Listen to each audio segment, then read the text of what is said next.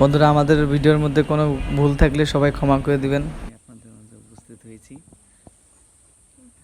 আজকে আমার মিসেসের সাথে আপনাদের পরিচয় করে দিব।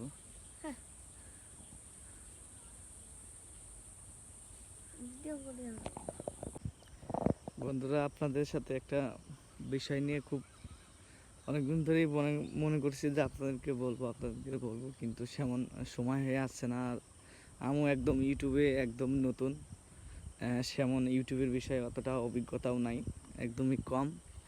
তাও যতটা সম্ভব আপনাদের ভিডিও করে দেখানোর চেষ্টা করি। হয়তো কোথাও ভুল হতে পারে, কোথাও কোনো প্রবলেম হতে পারে।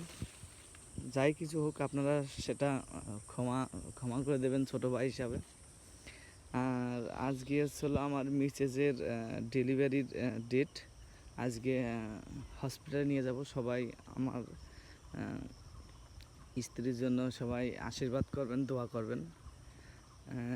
মন মেজাজ অতটা ভালো না, ততটা সবসময় হাসি খুশি থাকি, কিন্তু আজকে খুব টেনশনের মধ্যে আছি।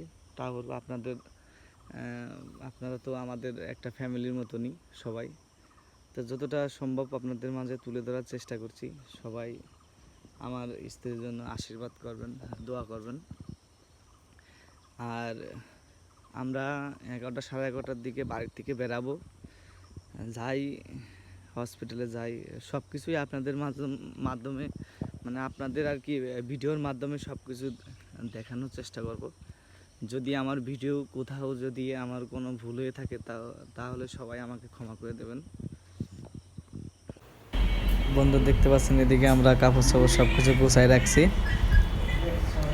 টুকটুক করে সব কিছু গুছাচ্ছে। আর এদিকে আমাদের সবাই ওই যে আস্তে আস্তে সবাই দেখতে পাচ্ছেন আসতেছে, মামা, দিদিমা, বড় মা সবাই আসতে। এদিকে আমরা গাড়ি ঠেকা রাখছি, এখানে আমার ভাই আর আমার জেঠা আছে।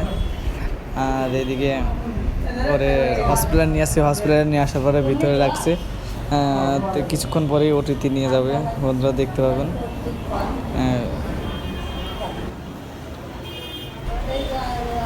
ও একটু মাঝখানে ভিডিওর মধ্যে এসে আবার চলে গেলে, ও টেনশন করছে। আমি ওর সাহস দিলাম, এদের টেনশন করার দরকার নাই।